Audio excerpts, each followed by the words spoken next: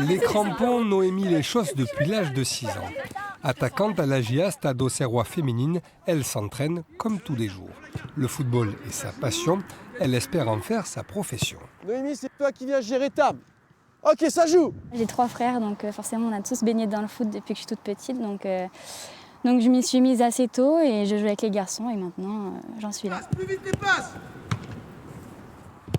J'ai joué en équipe de France universitaire futsal et moi mon ambition c'est de jouer au plus haut possible. Après au niveau national je pense que je peux y arriver et je fais tout pour. Noémie n'évolue encore qu'en Régionale 1, la 3e division nationale. Mais le club met à disposition de son équipe des conditions quasi professionnelles, avec séances de musculation hebdomadaires et préparateurs physiques. Top, c'est parti. On change. Les autres êtes au gainage sur un coude. Et quand Noémie ne s'entraîne pas en salle ou sur le terrain, elle est encore au club. Éducatrice sportive, elle y encadre les équipes de jeunes. Un contrat de 20 heures qui lui permet de vivre de sa passion. On a pas mal d'entraînements. Après, le fait qu'on travaille ici au club, les dirigeants, les encadrants sont plus compréhensifs avec nous parce qu'on doit se libérer pour aller aux entraînements, parfois le matin aussi. Donc c'est assez pratique pour nous. Ouais. Tu prends quel terrain pour tout à l'heure? Le Grand Synthé. Ok, je prends le petit alors. Merci.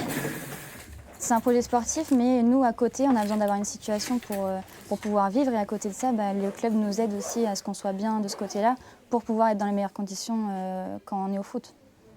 Aujourd'hui, à la GIA, les filles commencent à se faire une place. En 2 ans, toutes catégories confondues, elles sont passées de 80 à 150 licenciés et c'est tout le club qui surfe sur cet engouement.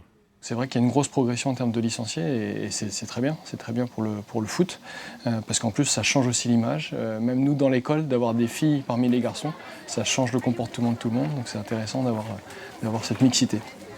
Allez, asseyez-vous.